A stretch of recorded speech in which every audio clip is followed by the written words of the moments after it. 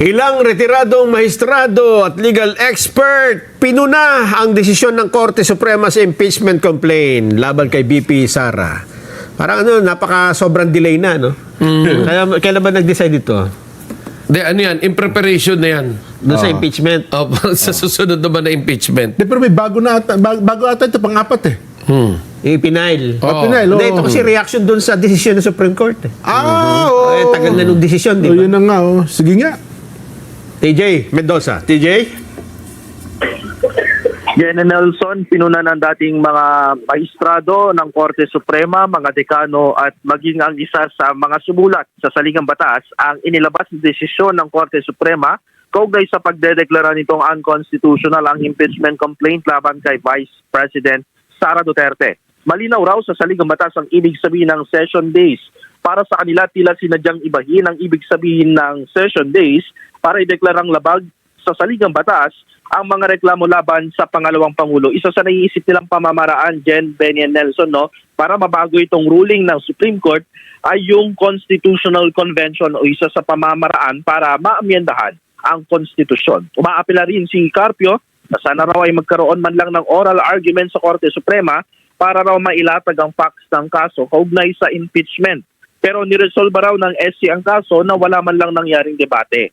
Pero doable o pwede pa rin raw mangyari ang impeachment taliwas sa sinasabi ng ilan na mas humirap ang accountability process dahil sa desisyon ng Korte Suprema.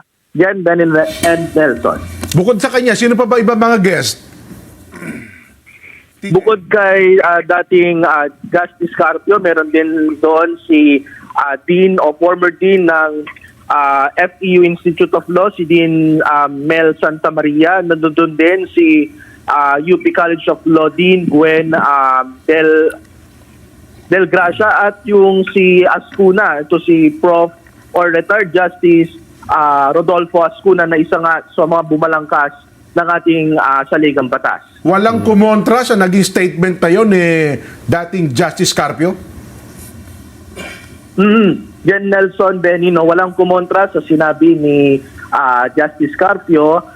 Sa totoo lang ay lahat sila ay nagkakaisa na kumbaga dun sa pagpuna nila dun sa naging termi o dun sa naging desisyon ukol dun sa session days na ginawang working days. Wala silang naging ibang violent reactions dun.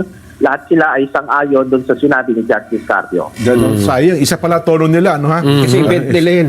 Event na ganun ba? Saka ako, thank you TJ salamat, TJ, salamat. Ang makikita mo dyan, Jen, ang dapat na lumutang dyan. Kasi kung ang question mo lang dyan ay decision ng Supreme Court, gaya na sinabi ko, napakalayo na, di ba?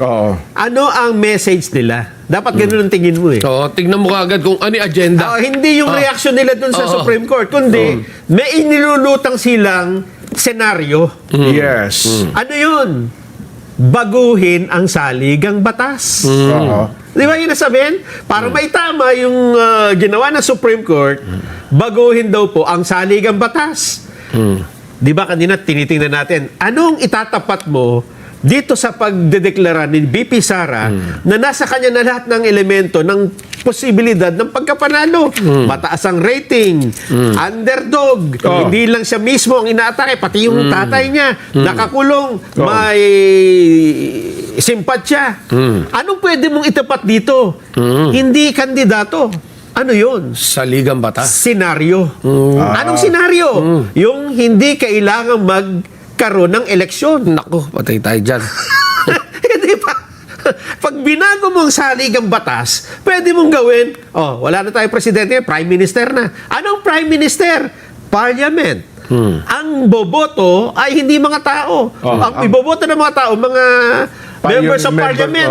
Ang iboboto ng members of parliament, prime minister. Walang presidential election. Yan ang sinasabi natin. Medyo... Bakit ilulutang ngayon yung desisyon ng Supreme Court ay napakalayo?